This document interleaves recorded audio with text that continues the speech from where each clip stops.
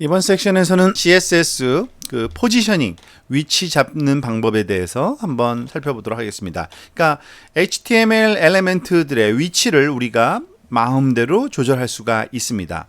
여기 지금 예에서 나왔듯이 첫 번째 블럭과 두 번째 요 박스가 서로 다르게 위치된 걸 알 수 있고요. 그런데 지금 여기 설명된 것처럼 positioning can be tricky sometimes. 테크닉이 요구되기도 합니다. 자, 포지셔닝.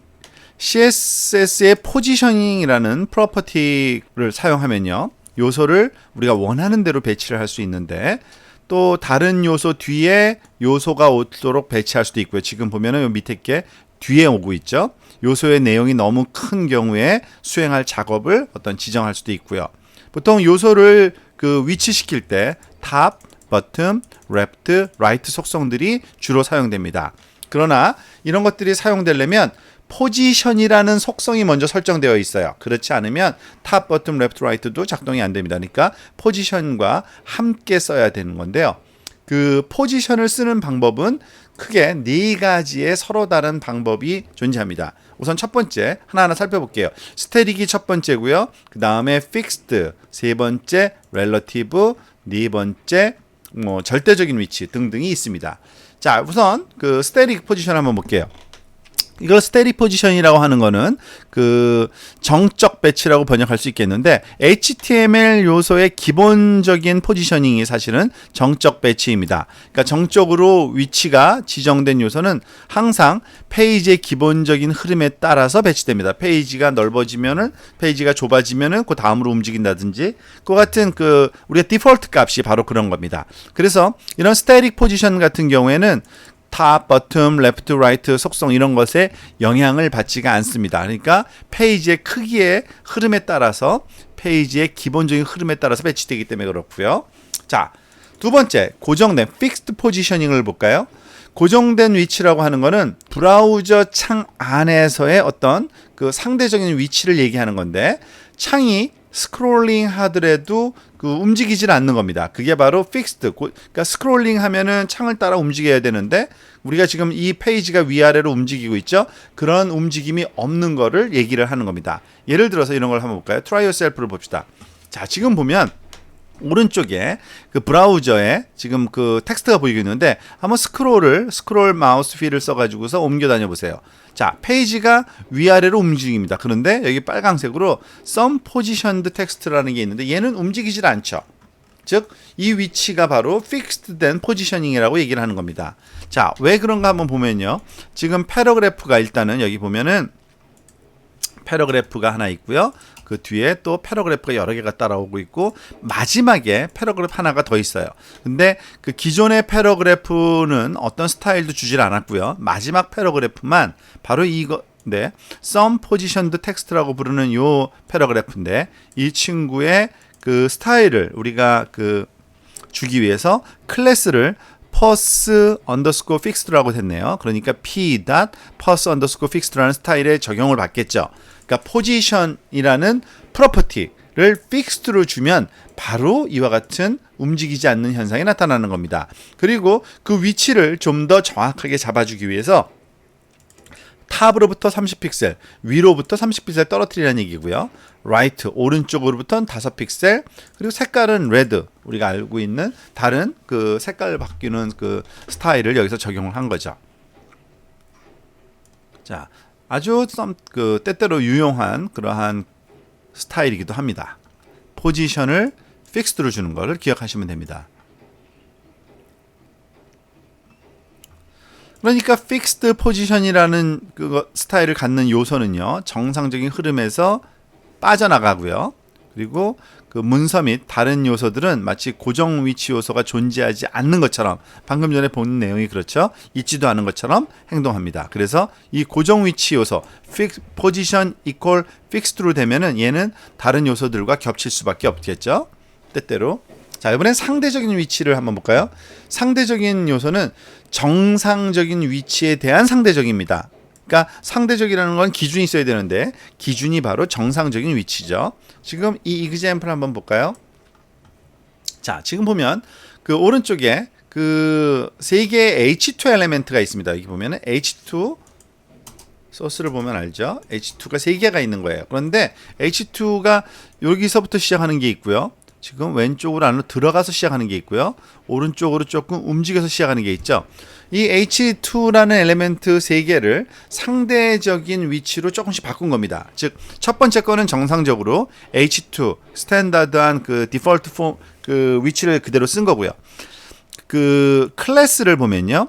그 포스 레프트와 포스 라이트라는 두 개의 서로 다른 스타일을 주고 있습니다. 클래스 타입으로. 그래서 H2 post left와 H2 post right 두 개가 있죠. 지금 보면 H2 post left 같은 경우에는 포지션 렐러티브, 자, 상대적인 포지션을 주겠다 하고서 left 마이너스 20픽셀, 즉 여기서 말하는 그 마이너스 20픽셀이라는 건요, 어디를 기준으로 마이너스 20이냐면 브라우저를 기준으로 하는 게 아니라요, 정상적인, 즉 포지션을 렐러티브로 줬기 때문에 바로 요 위치로부터 왼쪽으로 20픽셀을 가는 겁니다. 레프트 마이너스 20은.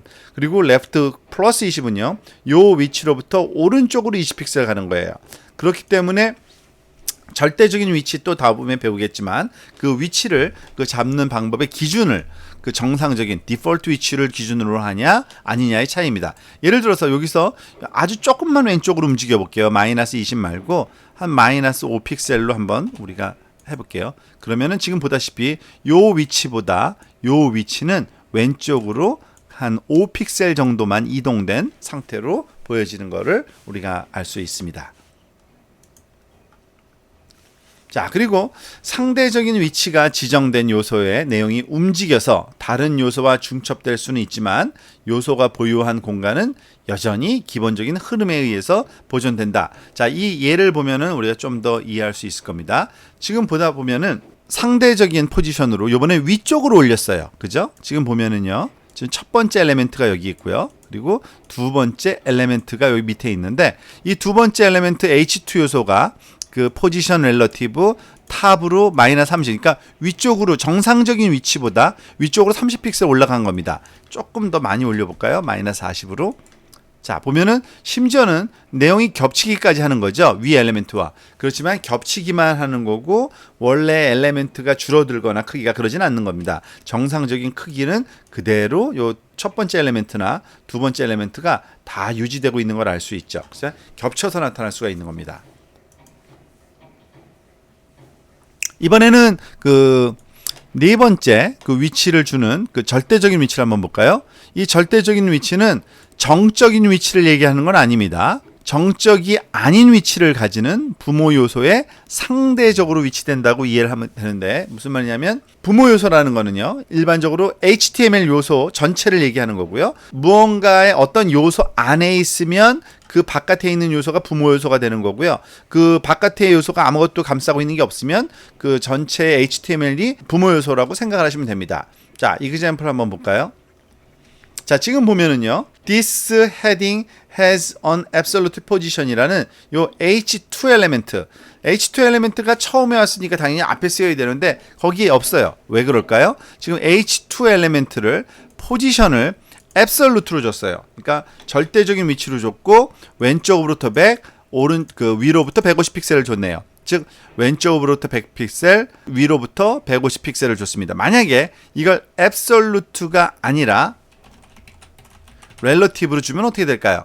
요걸 두 개를 비교하기 위해서 뭐 좀 위치가 지금 나오는데, 자, 두 개를 한번 H2 엘리멘트를 두 개를 한번 우리가 비교하기 위해서 Ctrl C, Ctrl V, .rel이라고 하고요. 그러니까 rel이라는 클래스는 ABS는 absolute로 줄까요? ABSOLUT 두 개를 비교하기 위해서요. 첫 번째 거를 absolute로 주고요. 두 번째 거를 REL 이렇게 relative로 줘봅시다. 자, 뭘까요? 지금 두 개가 좀 겹쳤죠. 왜 그러냐면 정상적인 위치가 여기 어디인데, 요 어디 위치에 있어야 되는데 그 정상적인 위치보다 왼쪽에서 100픽셀, 그러니까 위에서 150픽셀을 준 게 바로 그 이 렐러티브예요. 그러니까 이 렐러티브는 O는 약간 이거 T로 시작하지 말고 O로 시작 한번 해볼까요? 문자를. relative가 당연히 relative가 오른쪽으로 약간 들어가서 쓰여질 겁니다. 그죠? 지금 보면 T가 앞에 나와 있는데 요거는 absolute 사이 그 위치고요. 그 뒤에 있는 요 O부터 시작한 요거는 상대적인 위치죠. 정상적인 위치에 비한. 그렇지만은 또 상대적인 위치를 그 썼기 때문에 absolute가 아닌 이 친구 포지션이 여기 잡혀 있는 겁니다. 그러니까 만약에 우리가 이것을 둘 다 absolute로 주면은 두 개가 정확히 겹치겠죠. 그리고 여기 자리도 안 차지하고. 그러니까 absolute와 relative의 그 미묘한 차이를 잘 우리가 그 기억해서 사용을 하면 됩니다. 그리고 또 여기 그 주의사항 하나 나오네요. 절대 위치를 요소는요, 정상 흐름에서 제거가 되고요. 그러니까 절대 위치 요소가 존재하지 않는 것처럼 문서 및 기타 요소가 작동된다 그랬죠. 그러니까 그 아까 봤던 것처럼 지금 방금 전 이그젠플처럼 이 패러그래프가 그냥 제일 처음부터 앞에 H2 엘리멘트가 없는 것처럼 작동되는 겁니다.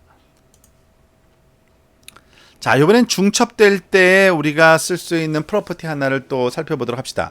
요소가 정상 흐름의 외부에 위치될 때 이들은 다른 요소에 중첩될 수 있다. 우리가 요소가 하나 온 다음에 다음 요소가 오고 다음 요소가 와야 되는데 우리가 그 위치를 잡다 보면은 다른 것과 겹치게 될 수가 있죠. 이때 어느 게 앞에 오고 어느 게 뒤에 오는지 그 순서를 우리가 정의해 줄 수가 있습니다. 그게 바로 G 인덱스라는 속성인데 이 G 인덱스를 네거티브를 주면은 그 뒤쪽으로 가고요. 포지티브를 주면 또 앞쪽으로 오는 그런 그 성질이 있습니다. 예를 들어서 이런 거죠.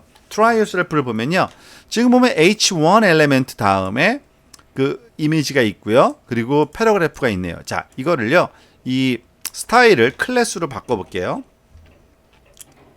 .g로 바꿀게요. 그래야지 이 스타일에 영향을 안 받으니까요. 자, 디폴트는 이겁니다. 우리가 알다시피 플로우에 그 영향을 그대로 받으려면 처음에 H1 나오고요. 그 다음에 이미지 나와야 되고요. 그 다음 빈칸에 패러그래프가 나와야 되죠. 그런데 이미지를 어떻게 바꾸었는지 볼까요? 포지션을 앱솔루트로 줬어요. 그러니까 얘를 절대 그 위치로 줄 거니까 얘 위치는 무시되는 거죠. 그리고 왼쪽으로부터 0픽셀, 위로부터 0픽셀, 왼쪽에서 0, 위에서 0. 자, 그러니까 어떻게 돼요? 이게 왼쪽 위로 가서 딱 붙어야 되겠죠. 그런데 H1 다음에 이미지가 왔으니까 G인덱스 값을 아예 쓰지를 말아 볼게요. 이걸 커멘트 아웃 해볼까요?